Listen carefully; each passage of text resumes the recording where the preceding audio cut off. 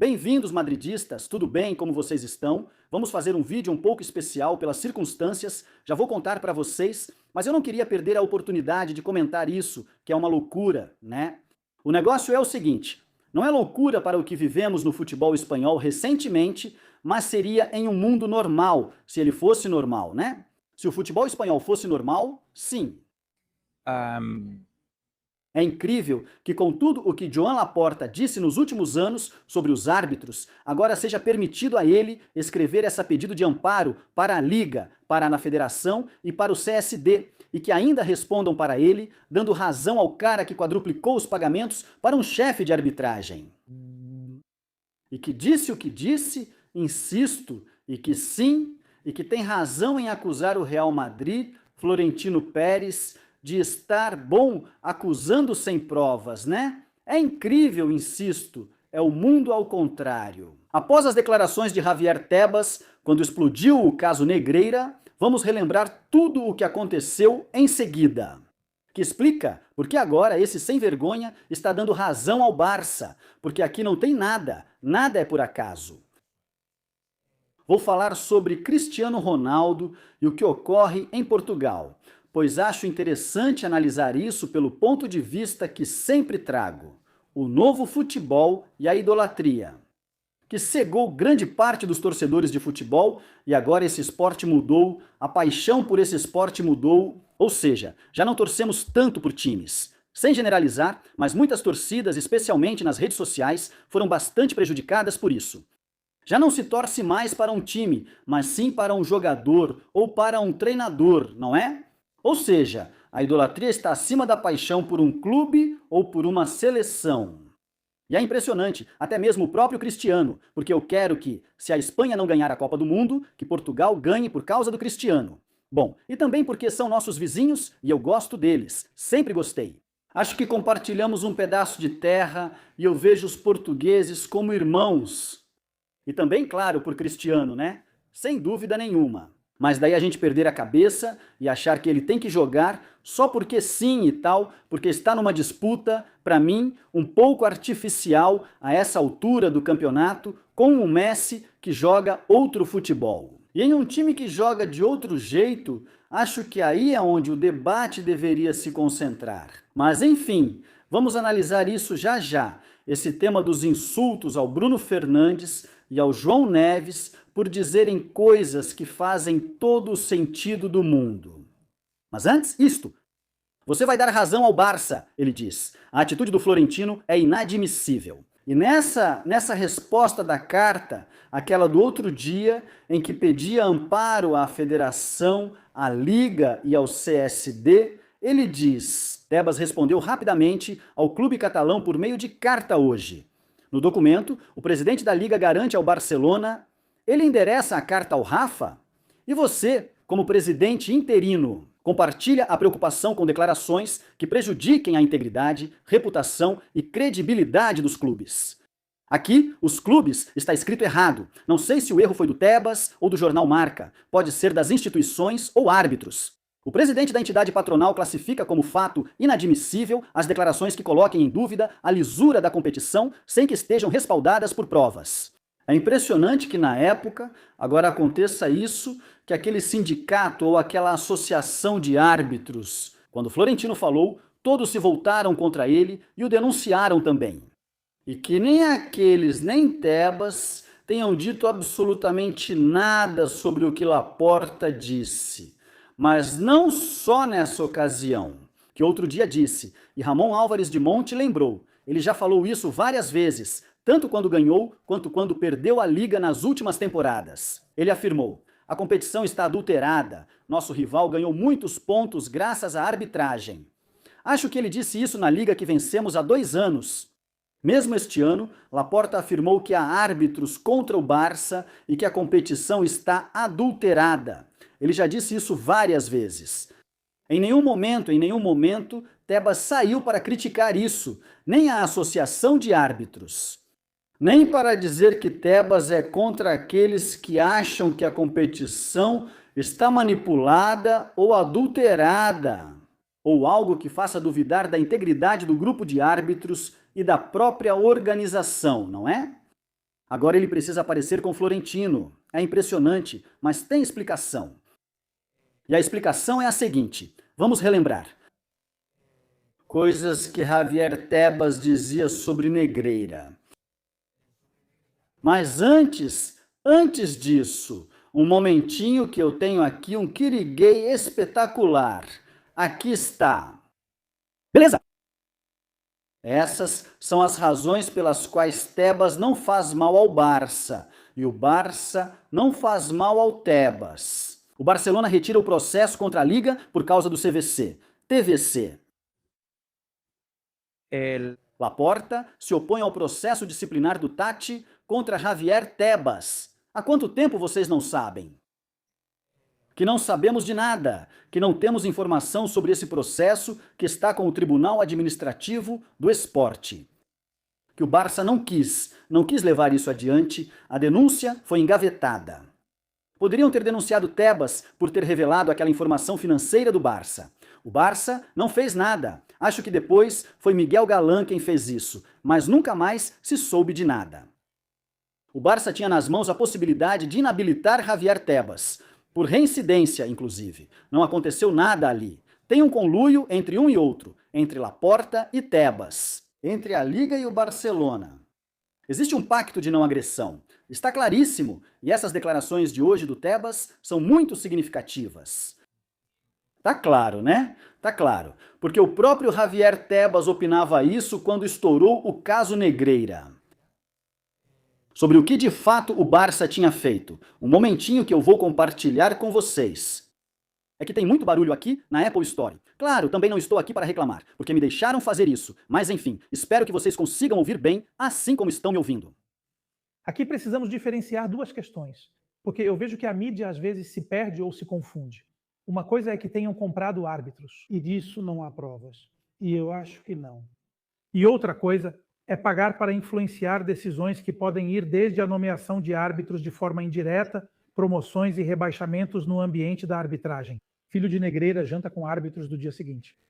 Os relatórios do Filho de Negreira têm informações confidenciais, acessíveis apenas a membros do Comitê Técnico de Árbitros. Esse pagamento para influenciar é uma conduta muito grave no âmbito esportivo e também, na minha opinião, no âmbito penal. E isso foi feito para quê? Pagar para influenciar decisões?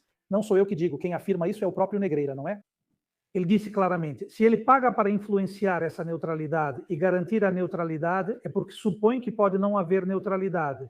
Portanto, está pagando para influenciar, não é? Nesse assunto. Se outros pagassem por algo diferente, também seria. Mas você não pode pagar porque acha que não há neutralidade. Estou justificado porque acredito nela. Você paga para influenciar decisões, como disse Negreira, certo? Bom, isso é uma loucura. Isso agora Tebas não diz. Ele não diz isso, não porque não pense assim. Ele continua pensando o mesmo. Ele não diz para não prejudicar o Barça, porque para o Laporta seria ruim. É incrível que a Liga atue como acusação. Que o dia bom, sim, o dia da declaração do Laporta, e outros dias da declaração do Filho e tal, não tenham feito perguntas, ou uma ou nenhuma, e não tenham sido, no caso, não lembro quantas fizeram para um ou outro personagem, mas que não tenham sido incisivas. Que ali, os únicos que tenham colocado um pouco contra a parede, os réus e testemunhas, tenha sido o advogado do Real Madrid. E que a Liga, bom, quando alguém está presente na acusação, é porque considera que o Barça, pelo que está sendo julgado ou vai ser julgado, é culpado de corrupção esportiva. E ali estão, assim como queria se envolver aqui, Miguel Galán, não para acusar, mas para interromper, para bagunçar o processo. E é nisso que está a Liga, e é nisso que está a Federação, e é incrível, e eles não podem sair impunes. Bom, isso também era a opinião dele, deixa eu ver se encontro, isso também era o que ele achava em uma entrevista com o El Mundo. Ele dizia basicamente o mesmo, não sei se consigo ouvir agora, mas você sim. Na época, sobre o caso Negreira, quando o caso estourou e um pouco depois. E pessoalmente, em Barcelona, em uma das jornadas com a Vanguardia, eu disse claramente que aqui, com esse pagamento, o Futebol para Barcelona pretendia influenciar nas decisões, nos acessos e descensos. E só o fato de influenciar já é um crime. E eu disse, em Barcelona, lá, o que eu acho e pelo meu conhecimento de como pode ser o futebol em geral, era que o jornalista Alfonso Fuá Azuara, lembro que ele falava dos Falcões e Pombas, né? Que árbitros eram mais ou menos caseiros, tentando que fossem ainda mais caseiros ou algo assim. Que fossem mais barcelonistas, por conhecerem algo como torcedores, estivessem mais presentes e assim tivessem mais chances de conseguir árbitros. Se um clube da primeira divisão neste momento fizesse um pagamento dessas características ao número 2 dos árbitros, o que aconteceria com ele? Já expliquei isso para todos em Barcelona, então não vou repetir. Sim. Mas tudo bem. Acho que está certo. Ver se abriria processo disciplinar, como eu já disse outro dia, mas a sanção deveria ser rebaixamento de categoria. As pessoas não vão se lembrar, mas houve uma vez uma concentração em Santander. Eu me lembro, não sei se eu já era presidente, não me recordo, mas é verdade que Sánchez Armínio, na reunião dos árbitros, fez um discurso contra o Real Madrid. Lembro que comentei isso na comissão delegada da Liga, dizendo ser inconcebível, pois a informação chegou até mim por um árbitro nosso do comitê de designação, o que achei inaceitável. Quero dizer que poderia haver essa influência. Em que ano? Não me lembro bem, vou te dizer, mas não sei se eu ainda era vice-presidente ou não presidente. E isso, claro. Porque o caso Negreira era o seu vice-presidente? Bom, essa é outra coisa que eu tenho que te dizer, que eu não concordo com o que dizem. Todo mundo sabe que Negreira tinha influência, principalmente nas promoções e rebaixamentos. Bom, é incrível. Ele está se gabando o tempo todo. Isso é no ano 24, início de 24. Tinha passado só quanto tempo? 10 meses desde o estouro do caso Negreira. E ele diz, isso também já falei em Barcelona, amigo. Naquela época. Agora ele não tem coragem de falar. Bom, eu acho que se pressionassem ele um pouco, porque depois tem certos meios que certamente, por tudo que sabemos, não vão querer ou não vai ser conveniente pressionar o Tebas com esse assunto. Ele não volta ao assunto por pressão nem por vontade, mas certamente mantém a mesma opinião.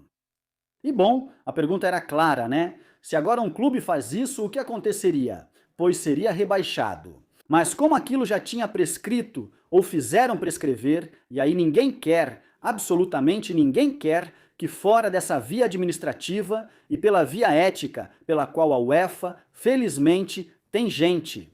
O Real Madrid, por um lado, e Juan Luis Martín de Pozuelo e todas as pessoas que mais ou menos colaboraram nisso.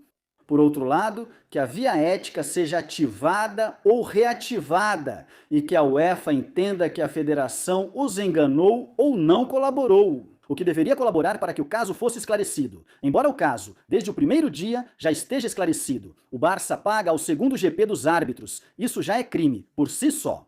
Pronto. E pela via administrativa, já teve um percurso que terminou com a prescrição, mas pela via ética, que é seguida por todos os clubes e federações do mundo, e que se concretizam na UEFA e na FIFA, ali precisa haver resposta. Essa é nossa esperança. Mas é incrível a conivência desse sem-vergonha do presidente da Liga com o FC Barcelona. Hoje enviou esta carta a Rafa Juste, ainda presidente do Barça, antes que Joan Laporta, que quadruplicou os pagamentos, assuma novamente após vencer as eleições. Enfim, é de cair o queixo. Coloquem nos comentários o que vocês acham, que eu já sei o que vocês pensam e muitos de vocês me dizem, olha, aqui não vai acontecer nada, eu já sei. Mas enfim, não é por isso que vamos deixar de falar. Vamos para esse assunto rapidamente. João Neves, outro dia, disse o seguinte nessas declarações. Sabemos o que Cristiano fez por nós, por Portugal e pelo futebol, mas neste momento, ele e nós sabemos que não é diferente. É só mais um jogador. Está aqui para ajudar. Não é diferente dos outros. Está aqui para contribuir como todos nós. Bom, a questão é que deu confusão em Portugal. Declarações de João Neves e um comentário de Bruno Fernandes causaram grande polêmica entre torcedores portugueses. Tudo começou quando Neves falou sobre Cristiano Ronaldo, como mencionado antes. Pouco depois, Bruno Fernandes curtiu uma publicação do meio-campista e as redes sociais explodiram. Desde então, Bruno e Neves foram muito criticados, e até jogadores como Vitinha e Pedro Neto receberam críticas de alguns torcedores. Entre os comentários mais comuns estão: respeitem o Cristiano, passem mais a bola para ele ou joguem para ele como a Argentina joga para o Messi. O mais lamentável é que a situação foi além do futebol. Até a namorada de João Neves recebeu mensagens pedindo para ela convencer o namorado a respeitar o Cristiano. O debate sobre futebol novamente virou ataques pessoais. Realmente, tudo isso é muito pesado. Tenho certeza de que muitos torcedores provocaram João Neves e Bruno Fernandes. Além de que Bruno ou João, acho que mais o primeiro, não tenham sido muito aceitos nesse primeiro jogo, com certeza não são apenas torcedores portugueses, mas torcedores do mundo todo que torcem pelo Cristiano. É pura idolatria. Mas eu critico essa idolatria, que é legítimo tê-la, assim como posso criticar a do Messi ou a do Vinícius só pelo fato de serem eles. Olha, se um time não funciona com um determinado jogador, pode-se opinar e principalmente, se um companheiro dele faz declarações públicas dizendo que aqui somos todos iguais, é perfeitamente respeitável. Claro, é assim que as redes sociais são, desde que passaram a fazer parte das nossas vidas, né? Toda essa toxicidade, os insultos e tudo isso são inevitáveis. Mas isso nos leva ao debate futebolístico. Vocês acham que Cristiano faz em Portugal o mesmo papel que Messi faz na Argentina? Para mim não, desculpa, pois o jeito de jogar de cada um é totalmente diferente. Cristiano, atuando como 9, não é um jogador que carrega o time nas costas.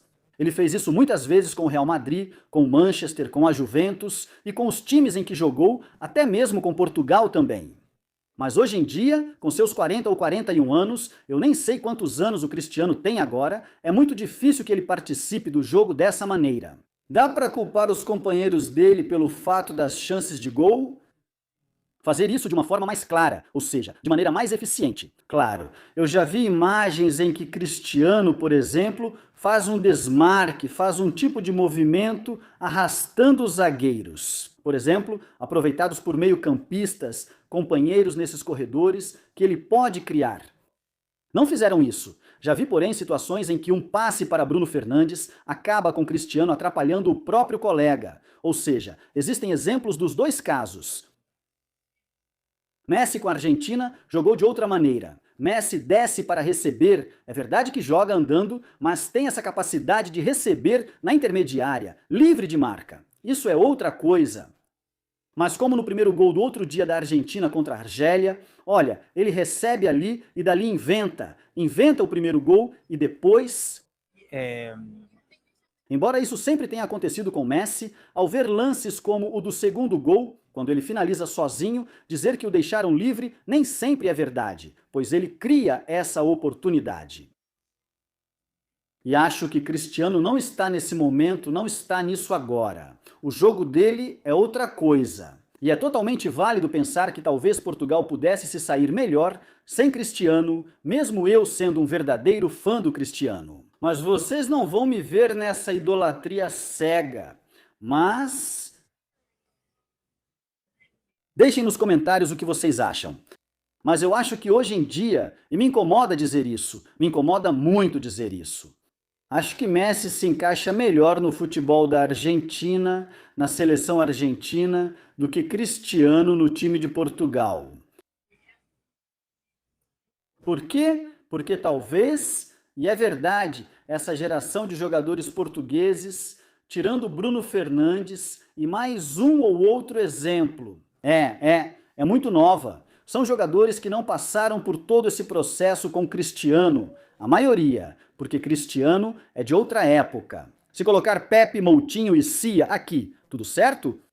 E bom, e Messi também jogou, é verdade que jogou com alguns jogadores da Argentina, chegando à final de 2014, já de outra época.